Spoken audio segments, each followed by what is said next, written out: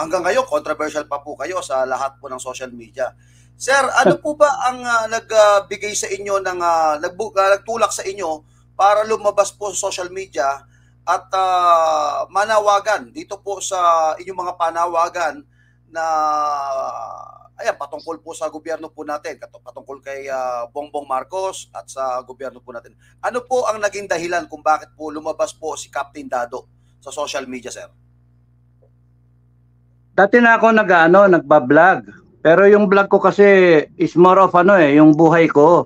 Imbis na sumulot ako ng libro, ang naging desisyon ko, wala naman tayo, pagka tumatanda, gusto mong sulat yung biography mo eh. Ang desisyon ko, imbis na maglibro na magiging mahal masyado, the object is i-share ko yung buhay ko na libre. So pagka-vlog, anytime, pwede kang i-on, pwede kang panoorin, kahit nasa at may kakapulutan na aral, yun yung mahalaga. So, vlog. Isang taon na ako nagbablog ng aking buhay. Tapos may isang segment doon, yung Pinoy Survivor videos, yun yung biography, yung buhay ko. Mula bata hanggang sa current, no? Yung gitna na section is Survivors Community. Lahat na subscriber na nagtatanong for clarification, sinasagot ko. So, merong mga times na may tanong panay tungkol sa issues, no? So sinasagot ko. Now, alam natin lahat yung nangyayari, napapanood natin. So nangyayari yung kay Celis tsaka kay Doc Lorraine. Tapos nagpirmahan yung mga PMA and then ayun na, nag-comment ako. Galit na galit ako doon dahil sa nakita ko na masyadong tinratong kriminal yung dalawang tao na lang sila. Witness lang sila.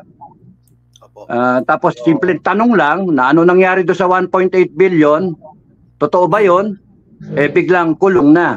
And then nga na-threaten yung SMNI, tas patong-patong na yon. Yung ICC kay Duterte, lahat yon. Yung kay Sara, pinainan siya. Alam naman natin pinainan Tas walang imik. Kinumpanya ko parehas yung dalawa, si BBM at saka si Sara. Binoto ko parehas. Okay, back to you. Next question, sir. Ito kasi yung kamakailan ay lumabas itong balita na tungkol po sa mga Armed Forces of the Philippines at dito kay PNP Chief Acorda. Regarding po daw doon sa tinatawag na destabilization na hinihikayat yung mga general o mga PMAers o PNP whatsoever na nasa gobyerno, ano po ang masasabi niyo po dito? Kasi parang napupoint po kayo dito ng at saka ho yung isang general, parang kayo ho yung napupoint dito na napapanggit. Ano masasabi po niyo sa ganyan pong pahayag? Walang destabilization. From my point of view, walang destabilization. Katang isip lang yung destabilization. Unang-una, wala ka na sa serbisyo. Anong puwersa mo? Kaya yung mga troll, tama yung sinasabi nila sige, magpirmahan kayo. Mag-manifesto kayo. Sino ba ang tao ninyo? Yung ganun ba? I would like to stress that, kahit na may kaalaman ng mga retirado, wala na kami masyadong pakialam sa kasi we have done our part, nagserbisyo na kami. But pagka may dumadating na mga situations na kinakailangan na tayuan mo yung bansa, lalo kunyari sinalakay tayo ng ibang bansa, talagang tatayo kami. Pero kung kunyari dumating do sa punto na yung mismong gobyerno oppressive, din kami, yung nagsasalita kami as the citizens of the republic. Malalakas lang ang loob dahil sa siyempre may mga veterano Hindi kami natatakot sa mga pagharap ng rebelde. Paano ka matatakot sa gobyerno, lalo na kung binoto mo. So walang destabilization. Wala ang diyan freely na sinasabi yung una sa gobyerno. Walang masamang punahin mo ang gobyerno.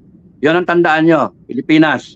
Walang masama. Ang masama, pagka kumuha ka ng baril, kumuha ka ng armas, at sa pilitan mo, nalalabanan yung gobyerno. Yun yung mali. Nasa batas kasi yan na maano ka doon, pagka kayo'y nagsama-sama at kumilos kayo na talagang para kayong mga hormentado, ano na yon, sedition yon. Yung tumultos, kinakailangan yung ano, talagang gagamit ka ng puwersa. O kaya paggagamit ka ng armas, rebellion yon. Walang ganon. Ang dito, pinuna mo para matauhan yung gobyerno kasi mali naman talaga. Ang daming issues, ang daming issues. Ang pinaka nakakalimutan pang issue na pinagmulan ng lahat ng to is yung Kongreso. Yung Senate tsaka Kongreso, yung Resolution number 10. Para sa akin, yun ang naging simula ko. No? Galit ako sa pagka yung pera ng bayan, hindi na-explica kung paano ginagastos. At parang lumalabas, kinukupitan tayo. Doon ako galit na galit. Kasi yung buong serbisyo ko, kahit ko konti lang, ano lang naman ako? 16 years, kasama yung kadete na 4 years. 12 years ako sa active military service. 16 years. Hindi ko pa tinuloy. Dapat nag-20 years optional ako. Ang ano ko doon, yung mga perang nahawakan ko, talagang properly ko kiniklear. With resibo. Kaya ako nagagalit. Nung nalaman ko na yung Senate Resolution 10, pwede kang na walang resibo, certification lang, kasi honorable, mali yun, kasi magbibreed ang corruption. Sa akin yun yung primary issue, no? Tapos nasundan ng abuse of power. Tapos ng curtailment of freedom of expression. And then nasundan pa ng droga. So patong-patong. Yun yung ano. Back to you. Okay, thank you, sir. Napakaganda po at napakalinaw. Kasi meron hong isang abogada na napanood nyo siguro yung debunk ko sa abogada, no? Yung kay doon sa isang abogada, sinasabi niya, ito daw ang ginagawa nyo, sedition and rebellion. Kaya nga, nagtanong naman po ako sa eksperto, ang sabi po na, isa part of freedom of expression, freedom of speech, at demokratiko tayo. Ito, sir, yung mainit pang usapin. Sir, ano po ang masasabi nyo regarding sa marami nang sumakay dito, naging clickbait na to, regarding dito sa sinasabi nila na may mga PMAyer na daw po na nakapanood ng video.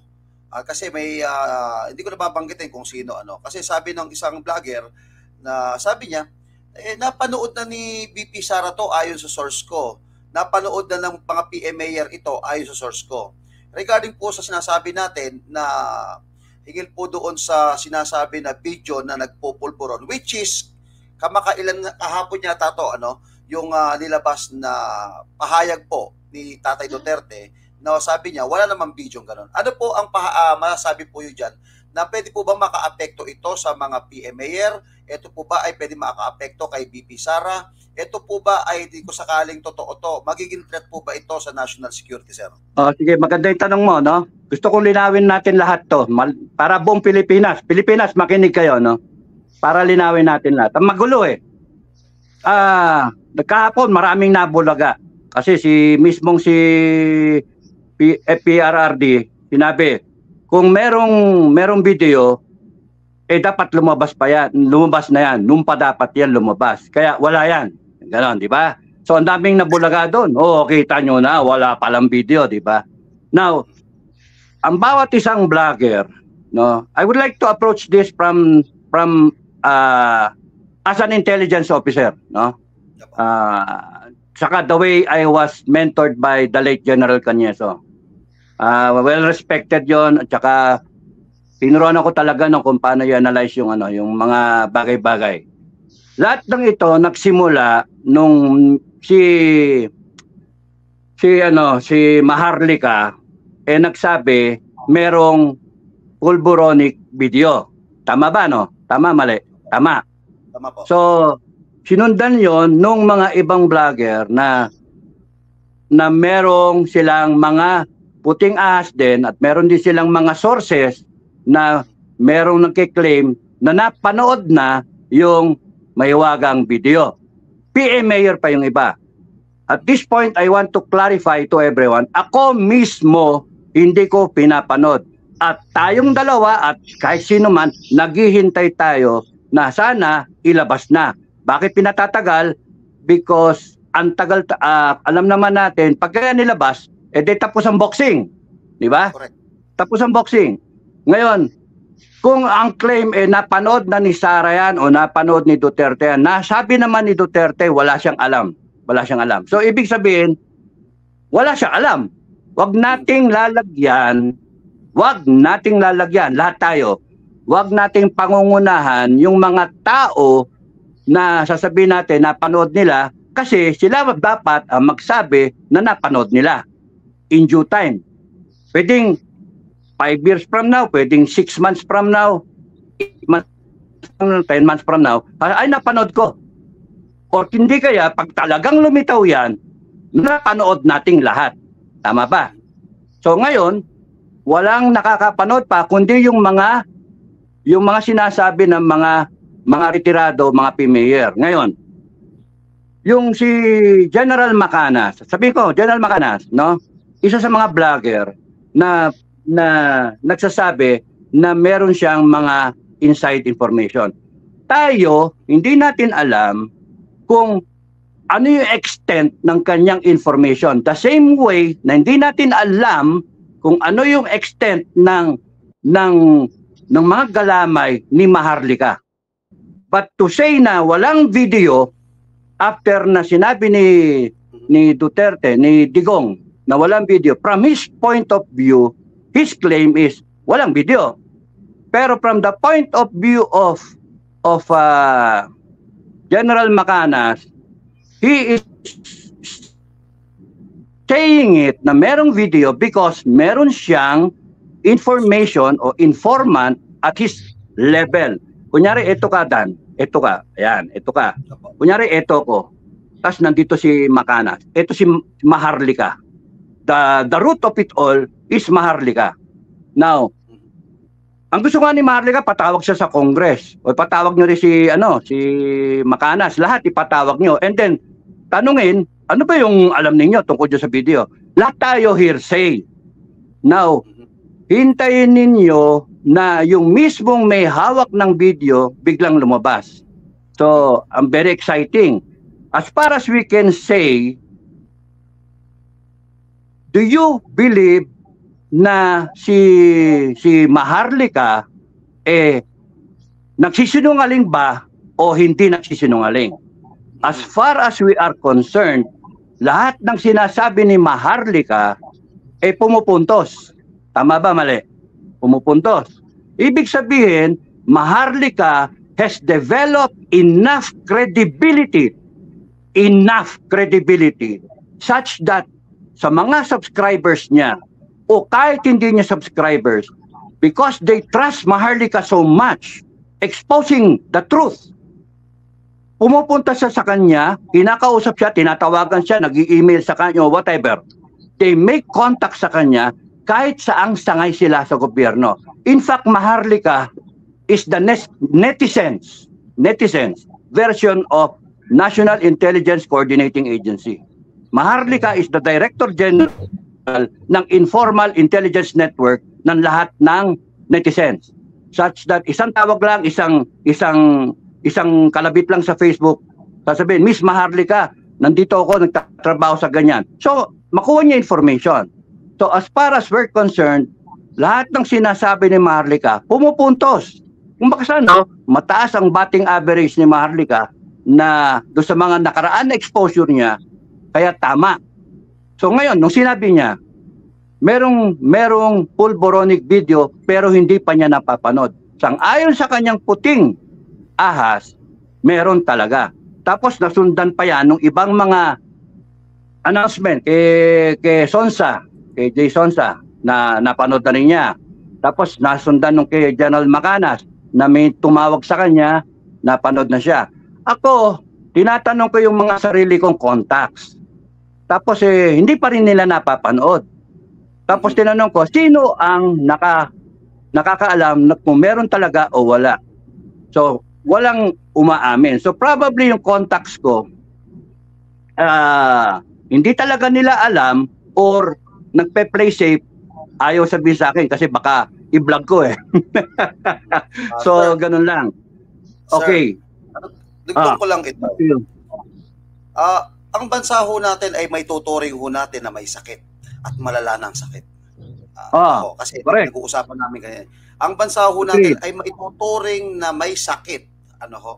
At sabi ko nga, gusto ko pong bigyan niyo ng komento to kung ano masasabi niyo. Ang Pilipinas, ang gobyerno natin ay may tuturing kung cancer na ang sakit, malala na.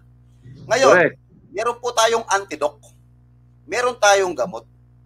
Kumbaga sa tao, may sakit ka na. Kailangan mo nang mainom ang gamot para hindi na tuluyang mamatay. Para nakikita ko po dito, ang bidyong ito ang gamot sa solusyon. Bakit sinasabi pa po ng iba, sir, na timing? Kaya nga kanina, may ka-argumento kami dito, hihintayin mo ba bang mamatay yung pasyente mo bago mo pa inom ang gamot at sasabihin mong timing? Ano po ang masasabi niyo po dyan, Sir Dado, sa Captain Dado? Okay. Kagabi, bago ko matulog, dinadasalan ko, Lord, ano ba yan? Ano ba to? Lumalabang ka, tapos biglang ganyan, tapos ite-threaten ka pa. Ano ba to? Tapos simple lang yung sagot I suddenly remembered something na nabasa ko. So, sinearch ko siya, ginoogle search ko siya. Si GMA. Si GMA. History natin. Nakapwesto siya ng 9 na taon. After minana niya kay Estrada, 3 taon. Tapos noon si GMA was allowed to run for a full 6-year term. Okay, no? Tama. Di ba? So kung bubulat-latin nyo yung Article 7, Section 4 ng Constitution, nandun yung sagot. Nandun yung sagot. Such that, teka, binuksan ko yan Pwede ba ang anuhin ko? Basahin ko? Wala Basahin ko na.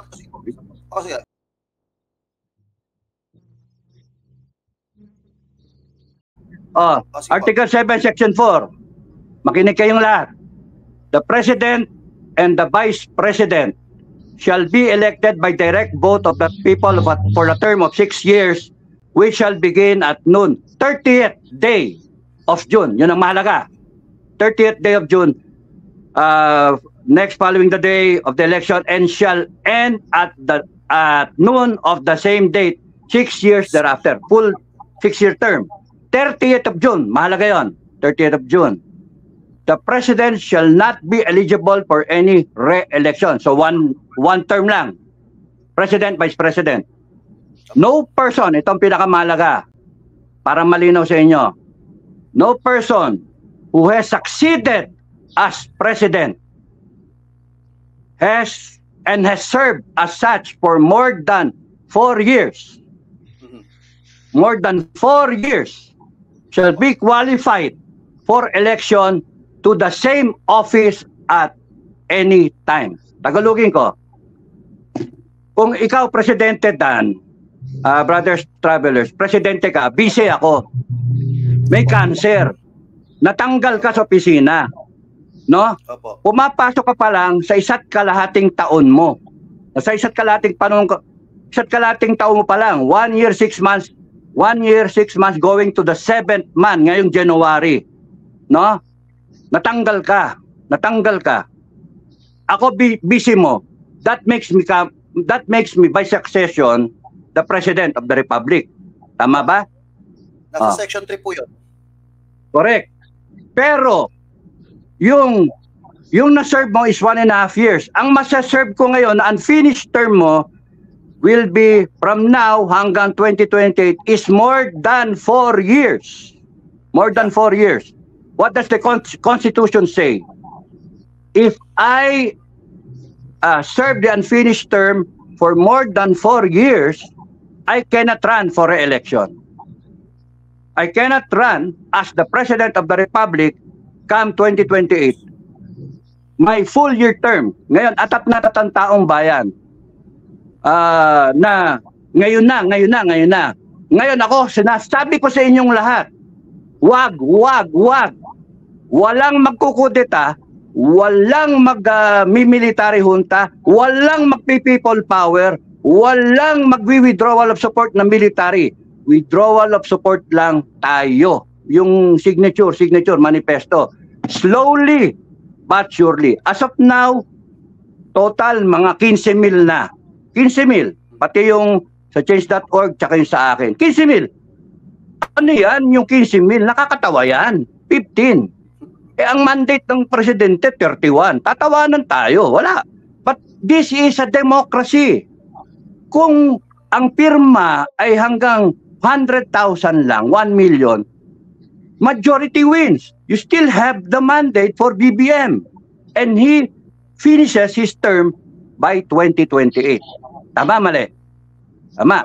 That's why, if you really want to exercise your sovereign will, you just read the manifesto, accept it as your own manifesto, and then you sign. You indicate your signature. And kung dumami yan, then it becomes something. Hanggang kailan? June 30. Yun yung sinabi kong date, June 30. So by June 30, kunyari ngayon, January, February, March, April, May, June. 6 months. June 30. Nakapirmata ang mga 30 million. So 1 million ngayon, 2 million sa next month, 3 million, increasing, dumadami, nag-snowball. Then probably by the end of June, you have 30 million. Why is it important? Such that nandoon yung sovereign will ng tao.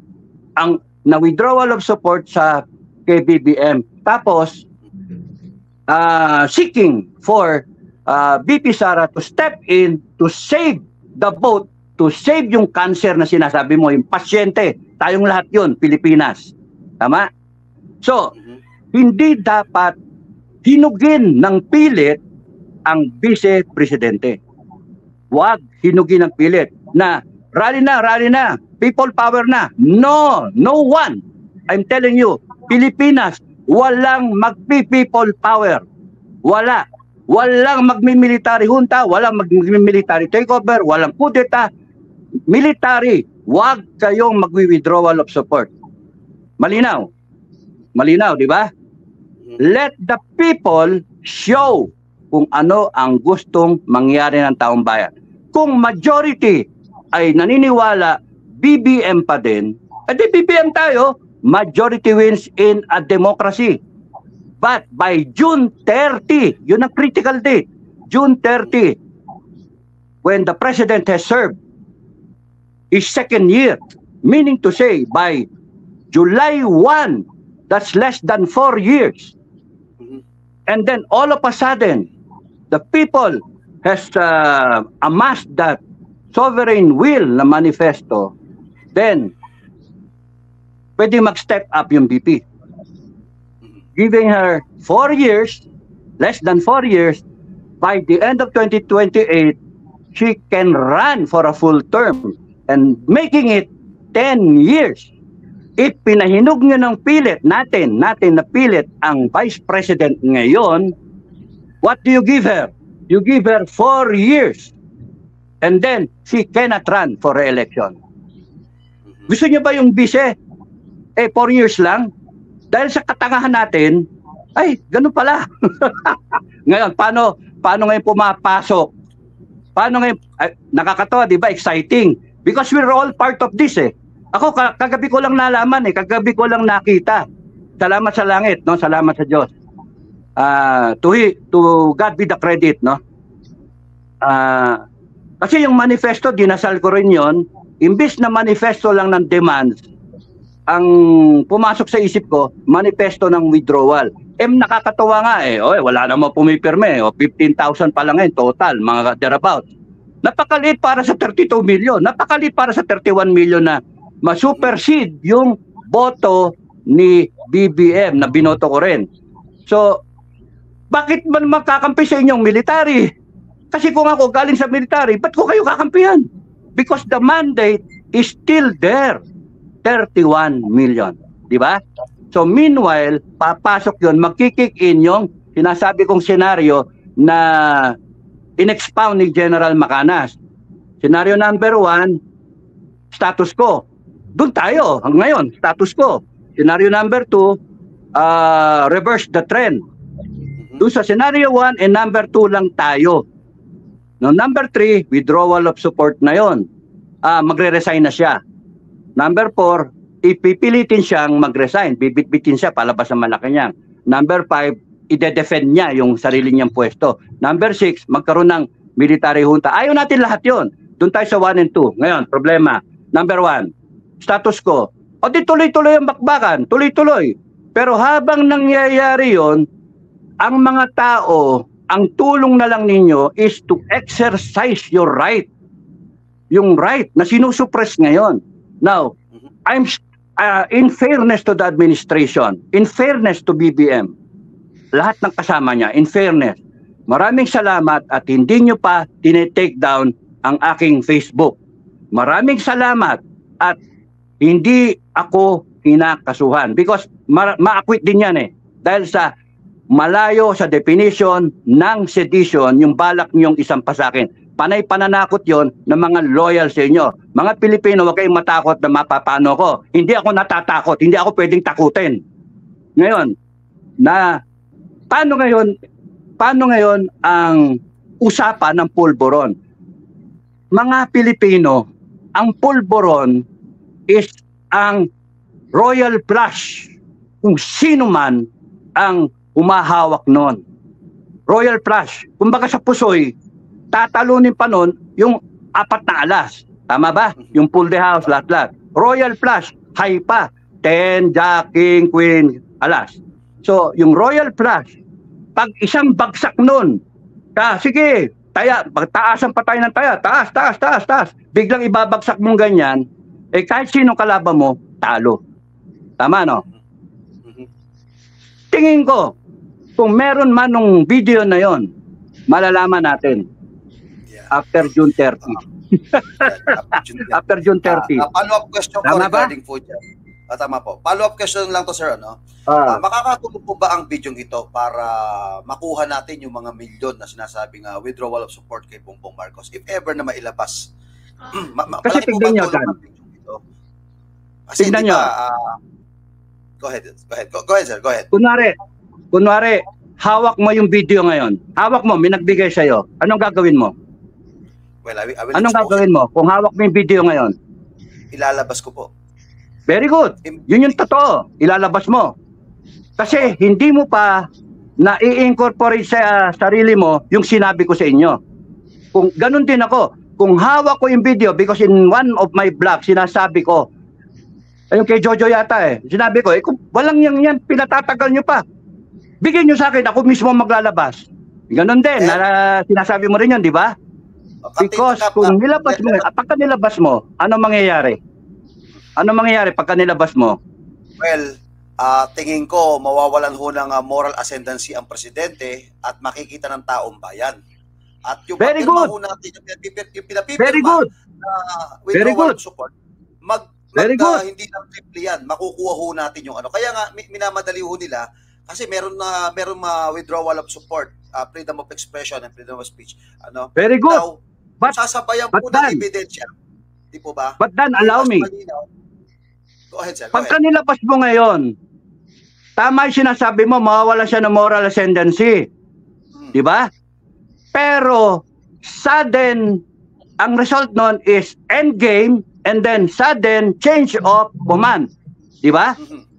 And that brings the Vice President up the ladder na ang isa-serve niya is more than 4 years. Kasi ngayon, nasa 1 year and 7 months pa lang tayo, papuntang January 30, 1 year and 7 months, making the Vice President, kung mangyari ngayon yan, ilabas yung video ngayon, that will make her President for the next 4 years plus. Which, pagdating ng 2028, she cannot run by virtue of our Constitution for a full 6-year term. Kaya kung ako, kunyari ako ang may hawak niyan, I will hold on to it muna. Parang yun yung pampusoy ko sa inyong lahat. Pampusoy ko. But kung hawak ko yan, anong pwede kong gawin? I can demand. I can make demands. Na tayo-tayo lang. Ikaw ako, mag-usap tayo. BBM, ikaw. Tapos ako, si Tukmoy. Tukmoy ako. Akala mo, hawak ko yung video mo. And then I can exert pressure. Ay, baka tigil-tigilan mo yung ninyo, ha? Tigilan nyo yan, ha? Yung mga ginagawa nyo, ha? And that will change somehow yung patakbo nila. That video is very important. That can bring down the president. Because mawala ng moral sentency, tama yung sinasabi mo. But at the same time, when the president is brought down, the vice president steps up. Yun ang ayaw mong mangyari. Not now. Hindi pa hinog. Because sa nakikita ko, analysis to lahat, ha? Analysis. I'm just sharing to you yung analysis ko. Such that, pagka pinapanik mo ngayon yung vice president, lalabas, she will only have 4 years na term. Sayang naman. Di ba, no? Sayang. Unless nabaguhin natin yung gobyerno natin. Ayaw nga natin baguhin ngayon. Dahil sa hindi katiwa-tiwala ang mga gustong magbago. I-plug ko na rin, baka makalimutan ko kasi sabihin. Pilipinas, mga Pilipino, ang kapwa ko Pilipino na mamahal sa bansa, sabihan nyo yung mga kamag-anak nyo, wag pirmahan yung People's Initiative na yan. Yung 100 ang bayad, ang mga walang yan, ano tingin nila sa atin? Aso, 100, mga gago, mga walang yan. Sorry sorry, pero walang yan Hindi, mali People's Initiative, ang gagamitin pera, pambayad, 100, parang aso yung mga Pilipino. Tapos na ang pambayad ninyo, pera rin ng taong bayan. Mga walang yan kayo. Maraming salamat, Congressman Edsel Lagman. Maraming salamat. Saludo ko sa iyo. Maraming salamat. Pinatapatawad kita sa lahat ng kasalanan mo, whatever naging kasalanan mo. Kasi yung pagsalita mo na yan, malaking bagay para sa taong bayan. People of the Philippines, huwag kayong pumayag na yung mga kamag-anak nyo na nilalapitan ngayon para pumirma, huwag kayong pumirma para hindi mabago yung konstitusyon. Kasi tsaka na lang natin baguhin pagka maayos na yung Congress. Now, balik ako. Yung salita ni President Duterte, redirection. Yan, tandaan niyo yun. Redirection. Teka, tumigil muna kayo sa video. Huwag nyo nang pakialaman yung video. Wala naman yan Yun yung message. Wala na yan. Doon kayo mag-focus doon sa sinabi kong original na problema. Congress, yung pera. Pasagutin yung Congress. Yung resolution 10 na yan, yung certificate, liquidation by certification na yan. Tapos noon yung ano yung nangyari do sa sukli, do sa balanse ng travel expense. Kasama ba yan, in part ba yan do sa binayad ng 632 million na 2 milyon kada congressman na parang pamasko? Tama ba yun? Pamasko ba yun? Sagutin nyo, Congress. Yun yung issue, dun tayo. Because wag na nating pansinin na muna yung presidente, bugbog sarado na yung presidente. Wag mo na, hayaan mo na. Because may message din ako sa presidente. Yung Congress at saka Senado, yun ang puntiryahin ninyo. Bakit? Congress and Senate, you have 6 months to show to the Filipino people na you are worthy of our trust and confidence. Kayo, mga senador at mga congressman, kahit patawag nyo ako, sorry, in advance, babastusin ko kayo because you are not honorable. Sorry in advance. Kasi tignan ninyo, yung mismong resolution number 10, ayaw ninyong sagutin. Ginagawa nyo kaming tanga. Sa ngayon, you have 6 months na ayusin nyo sarili nyo, pick up your character, kung saan pa talaga kayo. Masama ba ako? Mabait ba ako? Masama ako? Mabait ba ako? Para ba ako sa taong bayan o para ako sa sarili? And you answer that question. You look at the mirror. You look at yourself. And then, sabihin nyo sa sarili niyo, para ako sa taong bayan. At mula doon, Congress at Senate, kayo mismo, you divide yourselves from the rotten apples. Yung mga bugok na itlog dyan. Somebody sa Congress at sa Senate, tumayo kayo, sabihin nyo, mali naman talaga itong Resolution 10. Ayusin na natin. Congress and Senate, binibigyan ko kayo ng avenue. Ako mismo, binibigyan ko kayo. The Filipino people will follow. No? Basta sa akin, tapusin na natin tong kagaguhan ng Pilipinas. Ha? Kakagalit na kayo eh. Tapusin na natin. At kayong lahat Pilipino, kaya nating tapusin yung problema ng Pilipinas. Ayusin na natin. Napag-iwanan na tayo. Kaya gawin na nating Singapore tong Pilipinas, gawin nating Japan, gawin nating mga kapitbahay natin. Kaya natin. Ang problema, tayo kasi tatanga-tanga eh. Naloko tayo eh. Niloloko tayo, binubudol tayo. Nakailang budol na tayo eh. Ilang taon eh. Congress and Senate, may pagkakataon pa kayo. Linisin yung sarili ninyo sa amin, sa mga mata namin. Ipakita ninyo yon. President of the Republic, BBM, you have 6 months. 6 months hanggang June 30. Because after that, wala na. Bye-bye. No, bye-bye. Because by 6 months, mula ngayon, marami na kaming pumirma. At malalakpasan namin yung mandate, yung binigay namin sa iyo, yung babawiin namin yon. Ako binawi ko na eh. Naglakas loob ako, bawiin yon. At maraming sumusuporta sa akin. Yung hindi lang ako nagbablog, nag-worry na lahat. Pati si General Macanas, tinawagan ako kung safe pa ako. Ang daming tumatawag sa akin sa mga vlogger, sa mga OFW. Ang daming tumatawag. Pati mga retired na enlisted man tumatawag. Sir, okay ba kayo, sir? Nandito lang kami, sir, susuporta. Kikilos kami pagka kikilos kayo. And sabi ko, wag, walang kikilos, wala. Because mamamadali. Walang kikilos. Wag natin bigyan ng problema yung armed forces. Ang armed forces, ang message ko sa inyo, intact lang kayo. Intact lang kayo. You protect the Constitution, the duly authorized power, the President, and down the line, you protect the country, you protect the people. Nandun lang kayo, armed forces, buo kayo. Huwag kayo magwawatak-watak. Because time, 6 months from now, hinug na. May hinug na eh. If you get what I mean. Tapos, Mr. President, you have 6 months. Mr. BBM na lang. Sa akin, BBM ka na lang. Meron kang 6 na buwan para ayusin ito. 6 na buwan. Whether you will go down in history as the worst president in the Republic of the Philippines, the worst president in our history, or you go down thinking that you are a Filipino and you tried somehow to redeem the Marcos name. So, nasa iyo yung choice. Yung 6 na buwan na yan, gagamitin mo pa ba para isuppress ang taong bayan? Yung 6 na buwan ba yan, gagamitin mo para hayaan yung ibang tao na hindi binoto na siya magpapatakbo ng gobyerno? You have 6 months to correct it. Rectify the problem. As kami, we're trying to rectify the problem. Nabudol kami. That's why yung manifesto na yan, we have the choice kung babaguhin ba namin na yung aming kinreate na monster. Tayo nag-create niyan eh. So, may option ako na bilang isang citizen ng Republic na ayusin to. Mas mataas ako sa Constitution. We, the sovereign Filipino people, imploring the aid of God Almighty, nasaan ang gobyerno? Nandito sa ilalim lahat sila. Kaya, nilinaw ko yan sa mga vlog ko. That's why maraming nagising doon. We, the sovereign Filipino people, huwag kayong magpapatakot.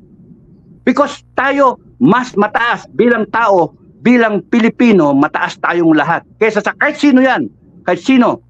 Even the armed forces, buong armed forces yan, maniniwala sa taong bayan pagka nakita nila yung sovereign will ng tao.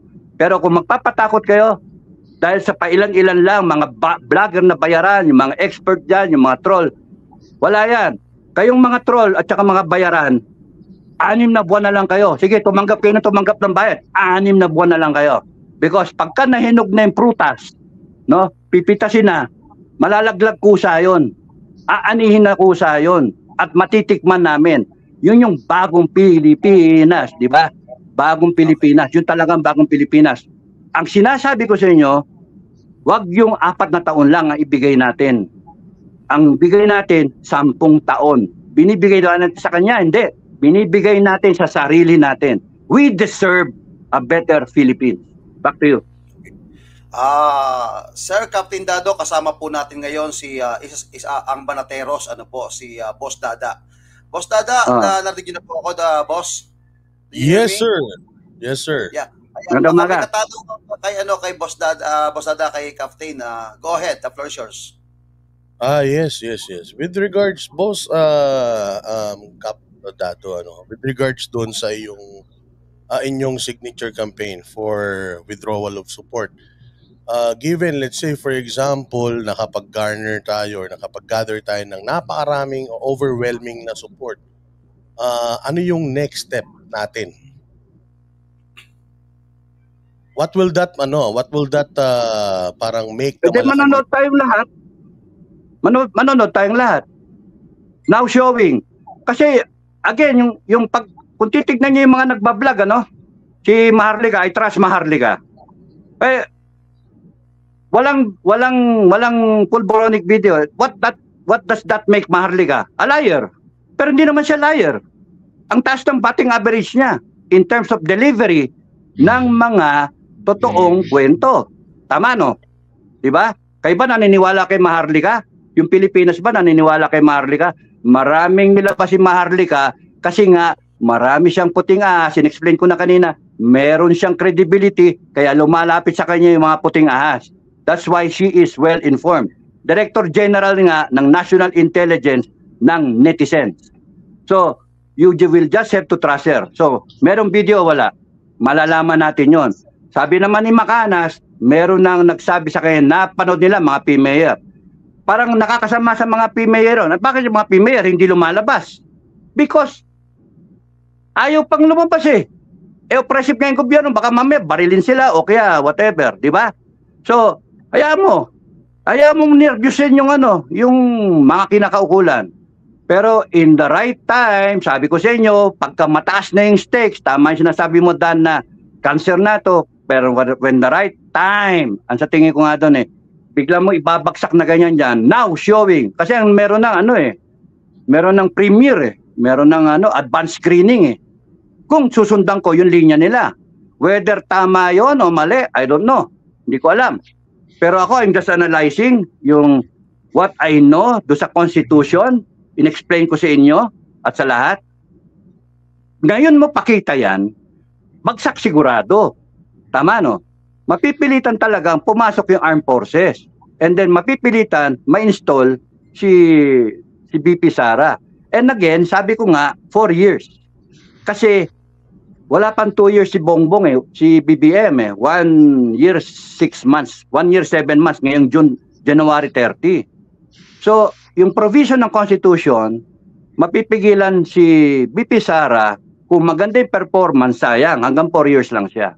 She cannot run for a full term. Kagaya nung nangyari kay Gloria. Gloria minana si Erap, minana niya yung presidency 3 years. Ang kanya, 3 years. O dagdag may 6 years, Gloria served 9 years. Imagine if we will be able to see the changes right before our eyes, and we're all part of it. Merong 4 years si Inday, tapos meron pang 6 years. That's 10 years. At kung ang style niya at yung standard is yung dugong Duterte, yung standard ng Duterte, wow, makakaya ng Pilipinas 10 years. Baka hoping na umabot tayo na parang Singapore na style. Kung hindi, edi good luck sa atin. Tulong-tulong tayo dapat. Maraming problema. So back to you. Okay. Boss Dada, go ahead. Yes. With regards to this so-called video, let's say for example, kasi dininay na yan ni PRD, so let's say for example, it's a strategy. At okay, meron talaga and itong mga taga Malacanang hindi sila, alam mo yun, hindi sila yung ating request na sila bumaba sa pwesto, hindi nila ginawa. And let's say for example, this video comes out, do you think kung lumabas itong video na to, tapos si Inday Sara yung and yung inyong prediction that the military will take over, and then this is just hypothetical Hypothetical natin. Yes, yung sundalo, and then si Inday Sara takes over. Do you think Inday Sara meron siyang gobyerno na i-govern after that humiliation of a video comes out? Kasi hindi Meron. kaya Hindi kaya ang mga investors natin, magsialis yung mga yan because of the scandal. So, hindi kaya yan parang... Guys, lagi naman may scandal ang Pilipinas eh. So, what's another scandal? What's another ano? Baka nga hindi nga maipalabas yan eh. Kung baka sa dumaan sa MTRCB eh. Hindi na kailangan ipalabas. Bakit? Mapapaya yung mama eh. Mapapaya si BBM, baka mamaya ang option, bumaba ka na lang. Hindi na naipapalabas yan. Pwedeng ganun eh. So wag natin pangunahan. Ang mahalaga, dalawa ang nakikita kong pwedeng gawin ng Pilipino ngayon. Tayo. Magpirma yung gustong pumirma ng manifesto at yung isa, sabihan yung mga kamag-anak nyo na tuyuin, wag pipirmahan yung Chacha Initiative. Yun yung dapat nating gawin. Tapos doon, sige-sige rin batikos doon sa issue ng pera ng bayan para mawala yung korupsyon na yan. Yun yung pwede natin gawin. Ngayon, kung continue silang ibubuli tayo, 6 na buwan na lang yon. Sa tingin ko, 6 na buwan na lang yon. Because we will probably have a better government after 6 months. By end of June 30, that will ripen the apple. So, yun yung ano. Kasi yun yung tingin ko Yes, meron kasing hindi ba inilabas ang pamunuan ng PNP na kanila daw ay mayroon daw silang crackdown sa mga vloggers na di umano ay para sa kanila nagpapakalat ng destabilization. Pati mag-imbestiga ang PNP and then they will find out wala naman destabilization. Tsaka we still have laws. Kung nakita nila suspetsa ang mga tao na destabilizer, edi patawag nila o then kasuhan nila kasi yung piskal, hindi naman, ano gagawin ng piskal? Lulutuin and then kukulungin tao. That's oppressive again. Babalik na naman tayo kaya dapat nga kayo, palitan kayong lahat kasi panay kayo oppressive eh. Nagsasalita ang taong bayan peacefully. Anong gusto nyo? Magrevolusyon ng taong bayan? Gusto nyo ba yung taong bayan tumayo and then mag-ano tayo ala French type revolution? Magkaroon ng guillotine, lahat ng may yabang dyan at high and mighty, pupugutan ng ulo. Ayaw natin ng ganun. Gusto lang natin, sige mag-vlog lang kayo na mag-vlog. Maglabas kayo ng opinion nyo. Because there's nothing wrong with that. Kung ikaw nag-vlog ka ng masama, may nagalit sa'yo, i-libel ka. Ganun lang yun. So, ang dapat nilalibel yung mga nag-aano sa akin eh. Yung mga yung bumibira sa akin eh. Bastos eh. Mga tinitira ko eh. Libelous na nga eh. Kaya mag-ingat dapat yung mga yan eh. Mali yung freedom natin, dapat may disiplina tayo. The freedom of expression ends at the tip of the nose of a person. The moment na lumakpas ka na dun sa kanyang sphere o yung breathing room niya at tinitira mo na yung pagkatao ng tao, masama na yon. Ngayon, kung public official ka, hindi ka dapat manifest kasi you decided to run for office, kaya open ka sa batikos. Ngayon, kung walang dapat batikusin, hindi ka mababatikos, bagkus pupuriin ka ng tao. Yung mga nagde-defend sa Malacanang na mga vlogger, instead that birahin nyo yung mga vlogger na sumisita sa gobyerno, ang gawin na lang ninyo, ang ibablog ninyo ay yung performance ng gobyerno para maniwala pa kami. Ay, mali naman pala kami. Maganda naman pala yung ginagawa ni BBM. Maganda pala yung ganito. Maganda pala yung ganon. Ganon ang gawin nyo. Ang problema sa inyo kasi, tamad din kayo. Mga tamad, yung mga kakampi na administration. Imbis na mag-research kayo, kung saan sa kayo pumunta, ano ba yung ginagawang project ng gobyerno, tapos puriin ninyo, wala eh. Ang ginagawa ninyo, tinitira nyo yung mga tao na nagsisita sa gobyerno. Para kayo hindi mga Pilipino. Ang Pilipino, dapat, kung, you know, people of the Philippines, no? Yung mga politika, yung mga belief natin, yung kanya-kanya, talagang magkakaroon tayo ng kanya-kanyang pananaw. Merong pro-BBM, merong pro-Duterte, merong pro-Leni, etc., etc. Pero pagkadating sa usapin ng Pilipinas, dapat isa lang ang pananaw natin. Kung ninanakawan ng Pilipinas, dapat kontra tayo. Sino ba matutuwa doon? Ninanakawan na kayo. Sino matutuwa doon? Ngayon, kung kunyari ang taong bayan walang pakialam, sorry, goodbye Philippines. Pero kung yung vlogger na nagde-defend sa Malacanang ang sinasabi hindi, magaling yan, bibirahin ka ng bibirahin. Tinutulungan nila yung kapalpakan ng gobyerno para kay hindi mga Pilipino. The Filipino people must have the discipline and the cultural, the moral fiber na anything about the Philippines na worth defending, you will defend. You do not defend personalities. You defend yung kung ano yung tama. You defend the truth. You defend yung ikabubuti ng karamihan in our democracy. So kunyari kita mong sinita yung Congress, bakit mo bibirahin yung naghahatid ng balita na sasabihin pang dapat nakulungayan sila Celis, buti nga sa inyo. Napakagago mga Pilipino yung ganon. Dapat yan, maganda, mabuti, sinabi mo yun ka Celis. Bravo. O tapos, pwede na yung, bakit ganun yung Congress? Ganun yung tamang behavior. Pero kung ang behavior kakampi ka pa sa mali, that is dysfunctional. Mga walang kwentang Pilipino yung ganon. Kaya nga sa akin, ang mahalaga dyan, baguhin na natin yung ugali natin. Baguhin na natin yung kanya-kanya nating and then doon tayo lumagay sa tamang Pilipinas. Because kaya nating baguhin ang Pilipinas In our lifetime, kaya nating baguhin ang Pilipinas. May nambabara nga dyan, bakit noon? Wala kang pakialam. Talaga wala akong pakialam noon. Kasi nakakabuwisit Pero ngayon siguro, pikam-pika na ako, mga buwisit Pikam-pika na ako na nakakainis na Pinabayaan ang pinabayaan natin. Pero ngayon, hindi na dapat pabayaan. Sobra na Sobra na masyado. Itong mga politiko, 1986, binigay sa inyo from Marcos, 1986. Ano na ngayon? Pambira. Nag-Duterte na nga tayo, bumabalik pa tayo dun sa pinanggalingan natin. Putragis. Anong klaseng mga Pilipino tayo? Dapat ayusin na natin. I wish na bago ako mamatay, makita ko na yung Pilipinas, parang Hong Kong, Singapore, ganon. Tayo, Japan. Talo pa nga tayo ng Thailand no? Talo. Vietnam nga Mario, dating mga tinuturuan natin magtanim ng palay. Tapos ngayon mag-i-import tayo.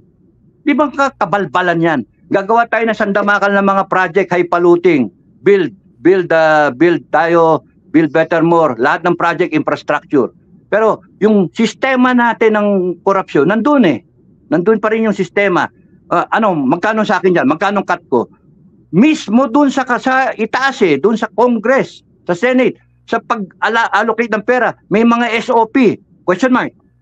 Kaya nga, baguhin na natin. Congress and Senate, meron kayong pagkakataon magbago.